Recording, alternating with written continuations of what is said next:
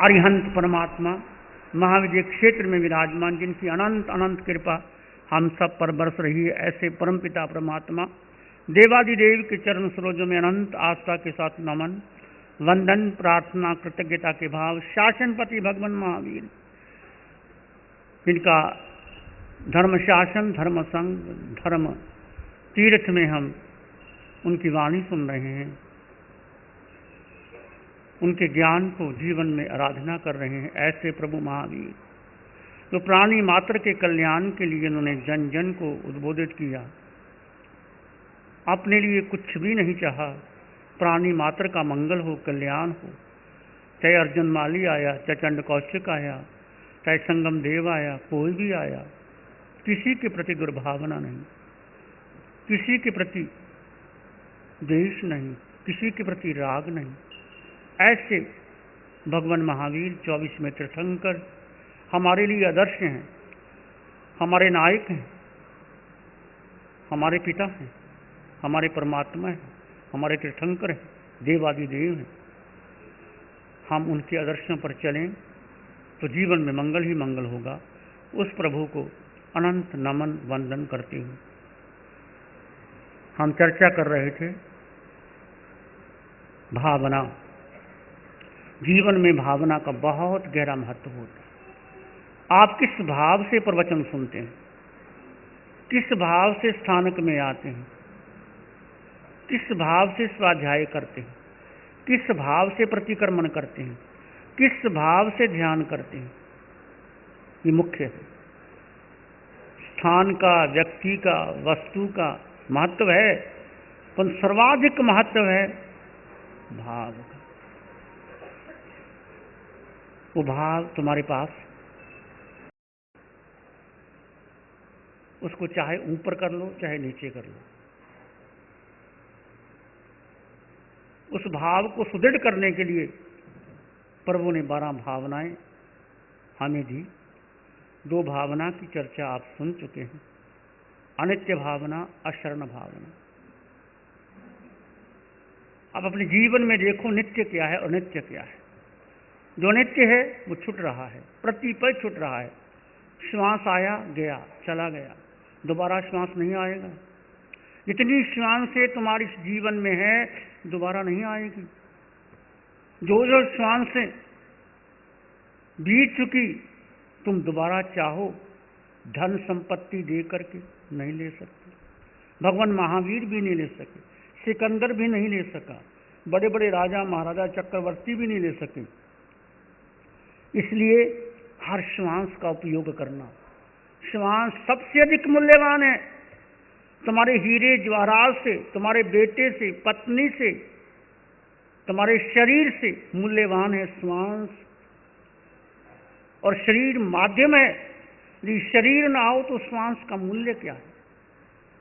श्वास है तो शरीर है, शरीर है तो श्वास है, दोनों का संबंध है। परंतु शरीर अलग है, श्वास अलग है। शरीर है तो आत्मा है, आत्मा है तो शरीर है, दोनों जुड़ा जुड़ा है पर साथ है, रहते हैं साथ, अलग अलग है। इसको समझें, गहराई से समझें। क्या आत्मा टिक पाती है शरीर के बिना? क्या शरीर रह पाता है आत्मा के बिना? आत्मा जिस क्षण चली गई, श्वास टूटा, ये देह को कोई पूछता भी नहीं, कोई मूल्य भी नहीं, कोई शरण भी नहीं। तो मूल्य है आत्मा का, पर आत्मा को शुद्ध करने के लिए क्या चाहिए? शरीर चाहिए। कुछ लोग कह देते हैं शरीर की क्या जरूरत है, आत्मा को शुद्ध करना तो वैसे कर लो। उनको कहा जाता है भाई मक्खन को घी बनाना है तो तपेले की क्या जरूरत है, सीधा ही बना लो, बन सकता है। बीच में क्या चाहिए?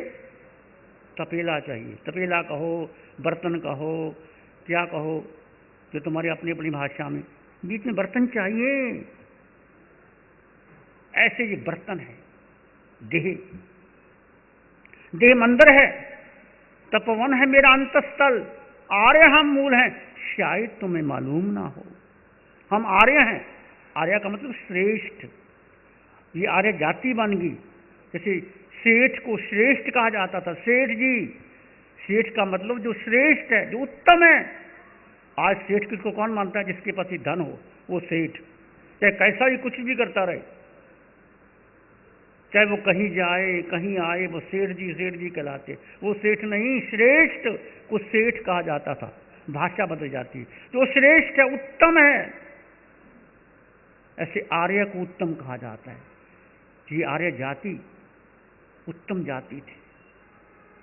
बाद में आर्य समाज बना, सब कुछ बना। आर्य हम मूल हैं, मूलतः हम श्रेष्ठ हैं। मतलब मूल हमारा जो देह में जो आत्मा, वो मूल शुद्ध है। देह मंदिर है, इस देह को मंदिर बनाओ। मंदिर में जाओ तुम्हारी मर्जी, ना जाओ तुम्हारी मर्जी, ये देह ही मंदिर है। इस मंदिर में आत्मा है, आत्मा में परमात्मा, आत्मा में केवल ज्ञान, आत्मा में भगवान, आत्मा में सिद्ध, आत्मा में सब कुछ आत्मा में है। जैसे दूध में क्या है, क्या है बहनों? दूध में मक्खन भी है, पनीर भी है, घी भी है, छाछ भी है, रबड़ी भी है, मलाई भी है, और क्या क्या बहनों? आप ज़्यादा जानते हैं मेरे से। और क्या क्या है? सब कुछ, बर्फी भी है, कलाकंद भी है। दूध ना हो तो बर्फी बनेगी, कलाकंद बनेगा। तो बेस क्या है? दूध। दूध को अमृत कहा जाता है, रतन कहा जाता है। इसकी कीमत समझो, ऐसे देह की कीमत समझो। देह मंदिर है, ये मंदिर में अंदर कौन है? तपवन है, मेरा अंतस्थल, जहां से भावनाएं उठती हैं, जहां से चेतना का प्रकाश होता है, जहां से धर्म की ज्योति जलती है, जहां से तुम्हारा विकास होता है, जहां से तुम प्रकट होते हो। कि बीज में वृक्ष निकलता है, प्रकट होता है, उद्भव होता है, वो तुम्हारा अंतस्थल। जब तुम ध्यान की गहराई में बैठो, जब तुम स्वधेय में डूब जाओ, तो अंतस्थल में डूब जाओ। देह मंदिर है, तपोवन है मेरा अंतस्थल। अंतस्थल तपोवन जैसा है। पहले जमाने में तपोवन होते थे। राजा महाराजा बगीचे में जाते, वहां संत होते और प्रवचन होते, वो तपोवन होता था। ये पौषधशाला तपोवन है, ये आपका स्थानक तपोवन है, जहां से आप तप करते हैं, जहां कर्मों की नजरा होती है। ये स्थानक कर्म नजरा का सबसे उत्तम साधन है। परंतु कुछ लोग अभागे होते हैं, वो आकर के भी इधर उधर की बातें करते हैं। समाय करने के बाद भी बातें करते, पौषध करने के बाद भी बातें करते। उनसे रहा ही नहीं जाता, रोटी हजम ही नहीं होती जब तक बातें ना हो, मजा ही नहीं आता। ये रस है ना, बातें करने का रस, ये भारतीयों को बहुत ज्यादा है। बातें के बिना नहीं रह सकते, भोजन के बिना रह जाएंगे। वो क्या कर रहा था, वो क्या कर रहा था? उसकी बेटी की शादी हुई कि नहीं हुई अभी तक? तुमने क्या लेना देना किसी की बेटी की शादी हुई कि नहीं हुई? तुम अपनी बात करो, तुम्हारी शादी हो गई? किसकी शादी? देह की बात नहीं करता, आत्मा से परमात्मा की शादी तुम्हारी हो गई, उसकी बात करो ना। तुम स्मैक में बैठे हो, तुम पौषध में बैठे हो। इसलिए ये स्थानक, ये समोसरण, ये महावीर का है, मेरा नहीं। हम महावीर के हैं, साधु हैं, साध्वी हैं, श्रावक हैं, श्रावक है। ये सब कुछ महावीर का है, उस प्रभु का है, अरिहंत का, सिद्धों का। हमारा कुछ भी नहीं, हम तो डाकियां, इधर से माल लिया उधर दे दिया। चिट्ठी तुम्हारे नाम खुल जाती है, तुम्हारी चिट्ठी जैसा लिखा होता है, किसी ने भेजा, वो तुम्हारे नाम आ जाती है, तुम पढ़ लो। डाकी का कोई कसूर नहीं होता, वो चिट्ठी ले आता है। किसी की डेथ भी हो सकती है, किसी की शादी भी हो सकती है, किसी की लॉटरी भी खुल सकती है, किसी का दिवालिया भी हो सकता है। डाकिया क्या करे बेचारा, वो तो एक संदेहवाहक है। जैसे तुम्हारा कर्म तुमको वही मिलेगा, निश्चित मिलेगा। तो कर्म को सुधारो। देही मंदिर है, तपोवन है मेरा अंतस्थल, आर्य हम मूल हैं, शायद तुम्हें मालूम ना हो। कहा कवि ने, शायद तुम्हें मालूम ना हो। यदि मालूम पड़ गया तो जीवन बहुत सुंदर है, बहुत सुंदर जीवन है। आनंद ही आनंद है। भोजन में आनंद नहीं, धन में आनंद नहीं, परिवार में आनंद नहीं, बेटों में आनंद नहीं, तुम्हारे भीतर अनंत का स्रोत बह रहा है, खजाना बह रहा है। लो, प्रकट करो, दरवाजे बंद करो। कौन से दरवाजे? ये पांचों इंद्रियों के दरवाजे। ये सारा विषय कषाय पांचों इंद्रियों से आता है। आंखें रूप देखना चाहती है, कान संगीत सुनना चाहते हैं, नासिका सुगंध लेना चाहती है, जिह्वा रस लेना चाहती है, शरीर स्पर्श करना चाहता है, और मन जो चाहता है वही छाप लगा देता है। बुद्धि निर्णय ले लेती, हाँ ये ठीक है, ये मेरे लिए उत्तम, ये ठीक नहीं। बस सारा संसार इसमें चला जा रहा है। तो संसार को कम कैसे करना? ये भावनाओं के द्वारा आप बहुत संसार को कम कर सकते। 12 भावनाओं में कोई भावना, एक भावना अपने जीवन में अपना लो और गहरे गहरे गहरे डूबते चले जाना। तो समझ में आई नित्य अनित्य क्या है, क्या है नित्य, क्या है नित्य, तुम स्वयं निर्णय करो।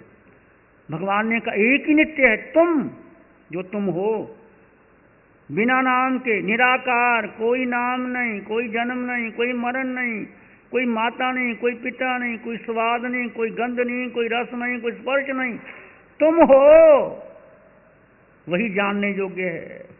तुम हो वही पहचानने योग्य है। तुम हो वही तीर्थ है, जानने योग्य है। तुम हो वही शिखर है, स्पर्श करने योग्य है। बाकी सब बह रहा है, बह रहा है, उसको बहने दो। तुम मात्र दृष्टा रहो, तुम्हारी कोई कर्मों का बंधन नहीं होगा। इतनी गहरी साधना भगवान ने दी हमें, पर हम नहीं ले पा रहे। मैं भी नहीं ले रहा, पर जितना ले सको प्रयास करो। तुम हो, नित्य अनित्य का भेद करते रहो। शरण, कौन शरण है? देखो कौन शरण है। अपने परिवार में देखो, दादा परदादा सब चले गए, कितने चले गए। मैं अपने जीवन में देखता हूं, बचपन से लेकर कितने लोग चले गए। परिवार के, संघ के, समाज के बड़े बड़े रथी, महारथी, दानी, मुनिराज बड़े बड़े चले गए। तो क्या मैं अमर रहूंगा? तुम अमर रहोगे? जब सब चले गए तो मैं भी जाऊंगा और तुम भी जाओगे। फिर तैयारी क्यों नहीं करते? जब काल बुला आएगा फिर जाओगे। पहले बुद्धिमान व्यक्ति वही होता है जो पहले तैयारी करके। किसी शायर ने कहा, कोई यमदूत आ जाए लेने के लिए तो क्या करना? दिल को तस्कीन, रूह को आराम आ गया। दिल को तस्कीन, रूह को आराम आ गया, मात आ गई कि दोस्त का पैगाम आ गया। ये सलेखना है, ये संथारा है। दिल को तस्कीन, रूह को आराम आ गया, मौत आ गई कि दोस्त का पैगाम आ गया। जब कोई मौत आए, दोस्त ने बुलाया है। कोई दोस्त बुलाए तो मैं जाते हो कि नहीं जाते? ऐसे ही मौत एक पैगाम है। कब आता है? जब जीवन का लेखा जोखा बराबर होता है, जब हिसाब किताब बराबर कर लेते हो। तो संथारी के बाद जो हाई कोर्ट ने, आप सबको पता चल ही गया है, सुप्रीम कोर्ट ने, जो हाई कोर्ट ने एक फैसला दिया था, किसने दिया, क्यों दिया, उसकी चर्चा हम नहीं करना चाहते। ये भारत की परंपरा, ये ऋषियों मुनियों की परंपरा, ये सभी धर्मों की परंपरा में संथारा सलेखना को, समाधि को सर्वोच्च स्थान दिया है। और हंसते हंसते स्वीकार कर लेना। जैसे हंसते हंसते कपड़े बदल देते हो, हंसते हंसते देह को बदलना है। जब देह जर्जर हो जाती है, जब देह बीमार हो जाती है, जब देह से सार निकल जाता है, तो क्या करना है रह करके घर में? बिस्तर पे पड़े पड़े रोते रोते 90 साल के हो गए और जीना चाहते हो? 90 साल होने के बाद भी लोग छोड़ अपनी, वो क्या कहते हैं, चारपाई छोड़ना नहीं चाहते। मेरा बेटा, मेरा पोता, पोते का पड़पोता, पड़पोते का पड़पोता, उसका मुंह देख लूं जरा। वो किस किस का मुंह तुमने नहीं देखा रे बाबा? किसका मुंह देखना? अपना ही मुंह देख लो। किसी का मुंह क्या देखना? अपना मुंह देख लो। अशरण, कोई शरण देने वाला नहीं। चिंतन करना, ये मैं कह रहा हूं, मेरी बात को स्वीकार मत करना।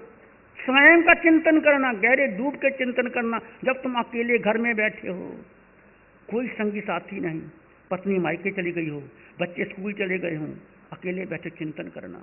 कोई घर में नहीं। क्या है मेरा? क्या वास्तव में घर मेरा है? क्या बेटा मेरा है? पूछना, श्वास रोक के बैठ जाना, जैसे वो युवक बैठा था। फिर आएंगे घर वाले, फिर पत्नी भी आएगी, माँ भी आएगी, बेटा भी आएगा। फिर पत्नी कहेगी वो तो चले गए, चला लेंगे काम, वो तो चले ही गए, काम चला लेंगे। ये सबके साथ ऐसा ही होता है। तो कौन है शरण मेरा? झूठी शरण को पकड़ के रखा, ये ही हमारा अज्ञान है, ये मोह है। और इस जन्म का नहीं, जन्मों जन्मों का मोह है हमारा।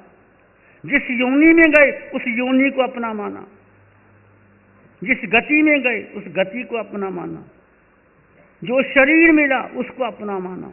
चाहे शरीर स्त्री का मिला, पुरुष का मिला, छोटा मिला, बड़ा मिला, पशु का मिल गया, पक्षी का मिल गया, वृक्ष का मिल गया, जो मिल गया उसको अपना मान लिया और उसमें रहने की आदत बन गई। एक गंदी नाली का कीड़ा भी वहाँ से जाना नहीं चाहता, उसको वही अच्छा लगता है। सूरज को विष्ठा ही अच्छी लगती। इसलिए अनित्य भावना, अशरण भावना, इस संसार भावना, संसार कैसा है चिंतन करना। संसार में सुखी कौन है? अपने से पूछो, क्या मैं सुखी हूं? धन मिल गया, पद मिल गया, यश मिल गया, पत्नी भी साहू मिल गई, बेटे भी अच्छे मिल गए, कोठी बंगला भी मिल गया, और क्या चाहिए? क्या सुखी हो गए? क्या तृप्ति आ गई? तृप्ति। मनुष्य कितना धन पाले, पद पाले, यश पाले, तृप्ति नहीं आती। Contentment of the soul, of the mind, that's not getting the man. In spite of getting all the wealth, power and position, still he feels vacuum in his mind. ये क्यों है? तृप्ति क्यों नहीं आती? आनंद क्यों नहीं आता? समृद्धि क्यों नहीं आती? सौभाग्य में क्यों नहीं रह पाते? बहुत मिल गया प्रभु, मुझे कुछ नहीं चाहिए, ऐसा भाव आता है आपके पास? ऐसा भाव आता है? तो वो भाव आता है तो तुम समृद्ध हो। तुम्हारे घर का सेवक भी समृद्ध हो सकता है और तुम गरीब हो सकते हो। पैसे से तुलना नहीं की जा सकती। तुम्हारा दिल कितना बड़ा है। तो संसार क्या है? सुख क्या है? दाम बिना निर्धन दुखी, तृष्णा वश धनवान, कहीं न सुख संसार में, सब जग देखो छान। दाम बिना निर्धन दुखी, तृष्णा वश धनवान, कहीं ना सुख संसार में, सब जग देखियो छान। बेचारे जो निर्धन है, पैसा नहीं है, वो पैसा चाहते हैं, पैसा पैसा पैसा। और जिनको बहुत मिल गया वो और चाहते हैं, और आ जाए और आ जाए, वो भी दुखी हैं। अरबपति खरबपति भी दुखी है। एंड्रयू कार्नेगी भी दुखी था, सिकंदर भी दुखी था, हिटलर भी दुखी था, चंगेज खान, नादिर खान, मुसलोनी, सब दुखी थे। बहुत धन था पर दुखी थे, और चाहिए और चाहिए और चाहिए। दान बिना निर्धन दुखी, तृष्णा वंश धनवान, कहीं ना सुख संसार में, सब जब देखियो छान।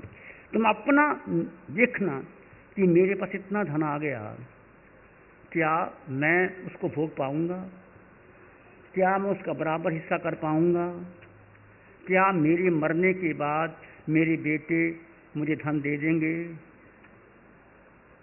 क्या मैं साथ ले जाऊंगा? ये तुम जानते हो, सब जानते हो, पर फिर भी एक आकर्षण है धन का, एक आकर्षण है सोने का। सोना ज्यादा आ जाता है तो सोना, आदमी सो नहीं सकता। सोना, सोने का अर्थ क्या है? सोना। बहनों की अंगूठी गिर जाए, कंठ का हार गिर जाए तो उनकी हालत पूछो क्या होती है। उनको खाना अच्छा नहीं लगता, बोलना अच्छा नहीं लगता, वो सोते नहीं। तो संसार में सुख कहाँ है? संसार के स्वरूप का बार बार चिंतन करना। क्या है संसार का स्वरूप? अनंत जन्म मरण करके हमने अनंत बार जन्म मरण किया इस संसार में। पहली बार तुमने किसी के माता पिता नहीं बने, पहली बार तुम पत्नी पति नहीं बने, पहली बार गुरु शिष्य का संबंध नहीं हुआ। कहते संसार में बाल के अग्र भाग जितनी भी जगह नहीं जहां हमने जन्म मरण एक बार अनंत बार किया। तुमने और मैंने सातों नरकों में, मध्य लोक में, देवलोकों में अनंत बार जन्म मरण कर लिया, फिर भी तृप्ति नहीं आई। और हम सब ने सब जीवों के साथ संबंध बना चुके। आज तुम्हारी मां है वही पत्नी बन जाती है, जो पत्नी है वो पिता बन जाता है, जो पिता है वो सेवक बन जाता है, जो सेवक है वो मालिक बन जाता है। ये सारे संबंध मेरे और आपके सब प्रकार के संबंध बन चुके। फिर किस संबंध को तुम अपना मानते हो कि ये मेरा संबंध है? और भगवान की वाणी कहती है सारे संबंध देह के है, मिथ्य है। आत्मा का किसी से कोई संबंध ही नहीं है। इसलिए बार बार आत्मा की चर्चा करते हैं, हम बार बार करते हैं, तुमको अच्छा लगे ना लगे, पर सत्य ही है। एक सत्य है आत्मा, उसका किसी से कोई संबंध नहीं। आत्मा अकेली थी, अकेली है, अकेली रहेगी। मोक्ष में जाओगे अकेले, स्वर्ग में जाओगे अकेले, नरक में जाओगे अकेले, पशु पक्षी बनोगे अकेले, गर्भ में आओगे अकेले, जाओगे अकेले। आत्मा का किसी से कोई संबंध नहीं। और संबंध किसके हैं? किसके संबंध हैं? देह के संबंध। किसके आधार पर है? किसके आधार पर? किसके आधार पर? मोह के आधार पर। ये मेरा, ये तेरा, ये चाहिए, ये नहीं चाहिए। सारे संबंध मोह के हैं और मोह दुखी करता है। ये सत्य है भगवान की वाणी। ये केवल ज्ञानियों की वाणी है, मेरी वाणी नहीं है। इस प्रकार अनंत बार मेरे और आपके संबंध बन गए। और आज तुम किसके संबंध को अपना मानता है? पूछो, ये बेटा तुम्हारा है, संयोग है तुम्हारा। बेटा बना, उसको धर्म दो, अच्छे संस्कार दो, तब तुम्हें दिया गया जीवन सफल हो जाता है। बेटे को धर्म दे दिया, धर्म नहीं दिया, धन दे दिया, तो क्या दिया? कुछ भी नहीं दिया। दुख में निरार्थक मलिन जो संपूर्णता निसार है। जग जाल में गति चार में संसार नहीं संसार। भ्रम रोग वश भव भव भ्रमण संसार का आधार है। संयोग जाचित वृत्तियां ही वस्तुतः संसार है। दुख में निरर्थक मलिन जो संपूर्णता से निस्सार। संसार निस्सार है। दुख में निरर्थक, संयोगों के लक्ष्य से आत्मा में उत्पन्न होने वाले दुख में निरर्थक मलिन संयोग, आत्मा का देह का संयोग बना, तभी तो आत्मा गर्भ में आई अपने कर्मों से आई। आत्मा विभाव में गई तो जन्म लेना पड़ा। यदि विभाव में आत्मा ना जाए तो सिद्ध शिला में जाएगी। ये हमारा विभाव है, किसी के प्रति आकर्षित हो जाना, किसी को दुखी कर देना, किसी को सुखी कर देना, किसी को अपना बना लेना, किसी को अपना नहीं बनाना।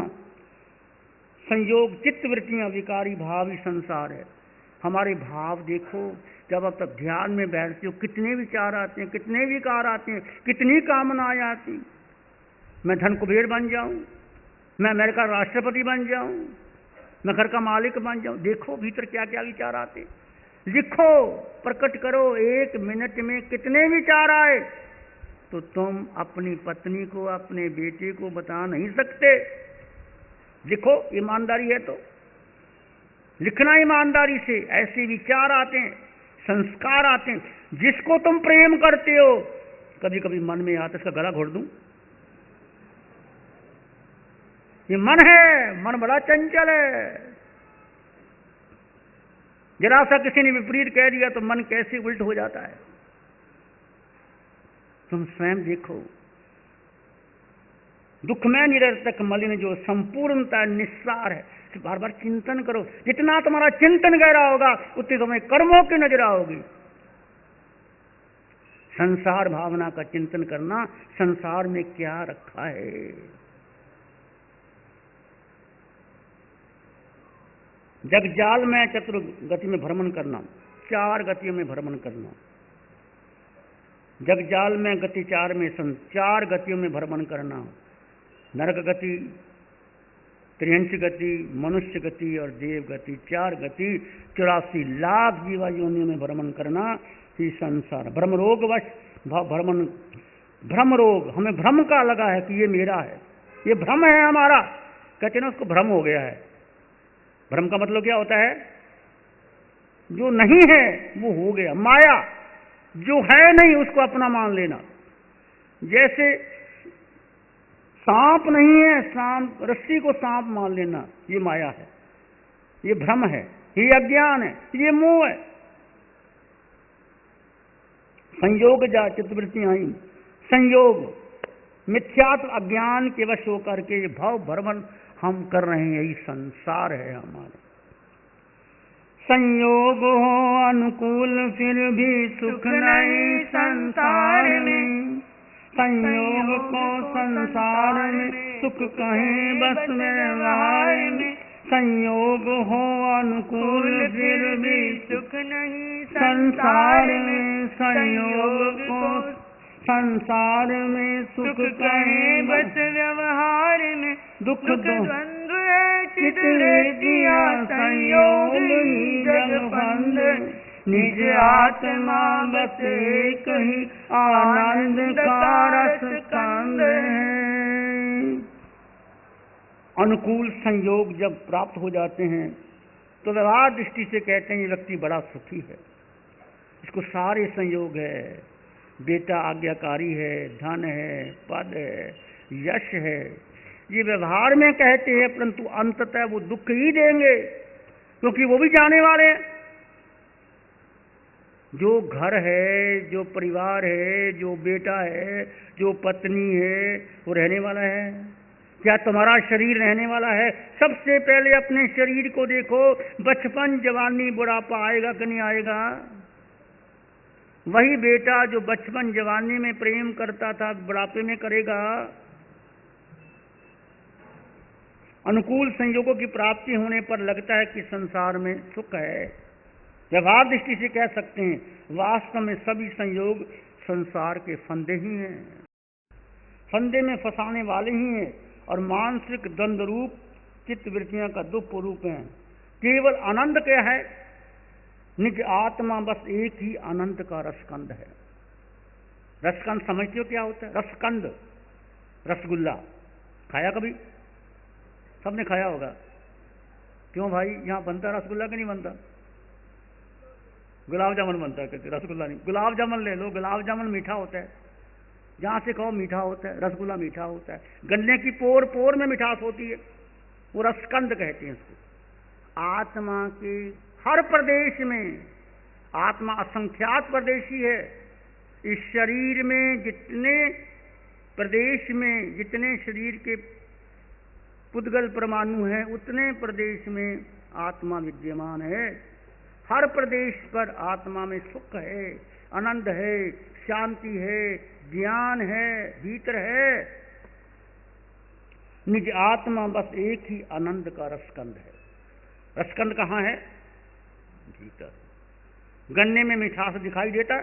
नहीं देता, पर गन्ने को पकड़ो, गन्ने को छीलो, गन्ने को पी लो, फिर लगता है। ऐसे ही रसगुल्ला जब आपके मुंह में आता है तब मिठास होती है। आत्मा में सुख है। पहले विश्वास रखो कि आत्मा में सुख है, आत्मा में आनंद है, आत्मा में शांति है, आत्मा में अनंत शक्ति है। पहले विश्वास करो महावीर की वाणी पर, अरिहंत परमात्मा की वाणी पर। विश्वास करने के बाद कि मैं वही आत्मा हूं जो अरिहंतों और सिद्धों में है, फिर इसकी खोज करो। फिर देह को तपोवन बनाओ, देह को मंदिर बनाओ, देह को एक रूप बना करके भीतर, जैसे मंदिर में जा करके परमात्मा मंदिर में होता है, ऐसे देह में परमात्मा आत्मा है, उसकी आराधना करो, उसका चिंतन करो, मनन करो, डूबो भीतर, निश्चित सुख मिलेगा। फिर चर्चा करेंगे। आंखें बंद, मन वचन काया शांत, शरीर शांत, विचार शांत, सृष्टि शांत, वातावरण शांत, हर दिशा हर किनारा शांत शांत शांत। सिर के सिरे से पांव के अंगूठे तक अपने भीतर शुद्ध चेतना का एहसास कीजिए। तुम केवल आत्मा हो, आत्मा आत्मा आत्मा। विचार आएंगे चले जाएंगे, विचार आते हैं जाते हैं, तुम विचार नहीं हो।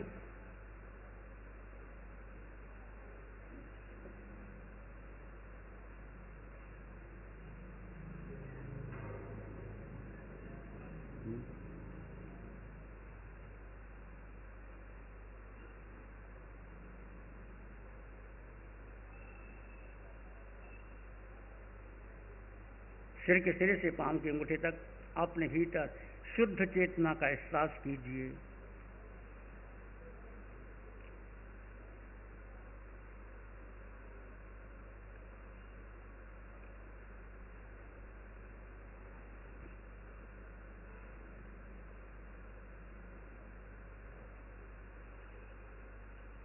अपने भीतर गहरे गहरे चले जाएं। किसी विचार, संस्कार, धारणा को महत्व न दें। मैं आत्मा, सिर के सिरे से पांव के अंगूठे तक एक शुद्ध आत्मा, समृद्ध आत्मा, अनंत ज्ञान से परिपूर्ण आत्मा, ज्ञान का पुंज आत्मा मैं हूं। दृढ़ विश्वास, अटल विश्वास अपने भीतर लाओ और गहरे गहरे डूब जाएं। किसी विचार, संस्कार, धारणा को महत्व ना दें। ये मन बुद्धि, ये शरीर पर है, आत्मा स्वयं है। इसमें डूबो, भीतर भीतर डूबो।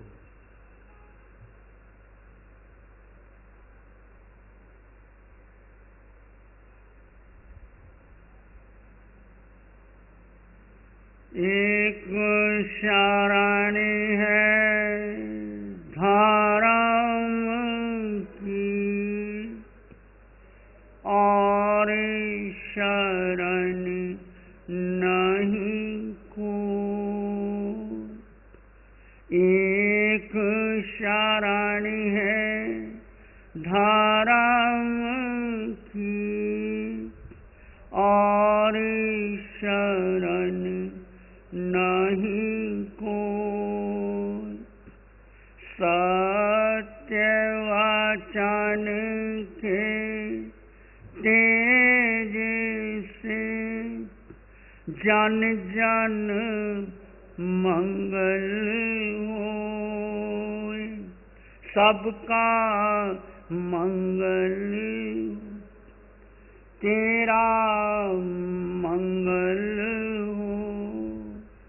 जन जन मंगल हो, सबका मंगल हो।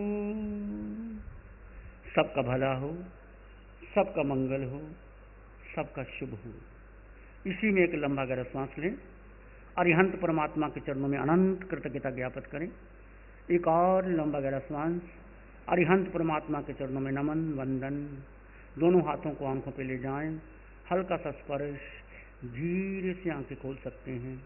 नमो अरिहंतानंग, नमो अरिहंतानंग, नमो सिद्धानंग, नमो आर्यानंग, नमो अध्यायनंग, नमो लोय सब सावनंग, धम्मो मंगल मुखी ठम अहिंसा संयमो तवो, देवावित्तं नमं संति जस धम्मे श्यामनो चैता भारंग वासन चकवटी मेहदी हो संति संति कर ले पत्तो गई मनोत्तरम लोगस उज्जो श्री चत्तारी मंगलम अरहंता मंगलम सिद्धा मंगलम साहु मंगलम केवली प्रणतो धम्मो मंगलम चत्तारी लोगुत्तम अरहंता लोगुत्तम सिद्धा लोगुत्तम साहु लोगुत्तम केवली प्रणतो धम्मो लोगुत्तम चत्तारी शरणं भजामि अरहन्ते शरणं भजामि सिद्धे शरणं भजामि साहु शरणं भजामि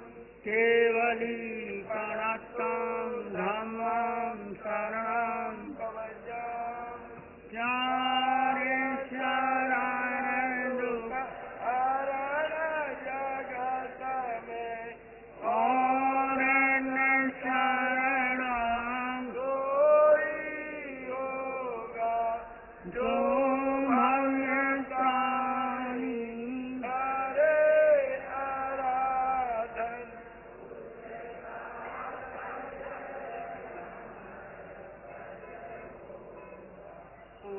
उसका सदा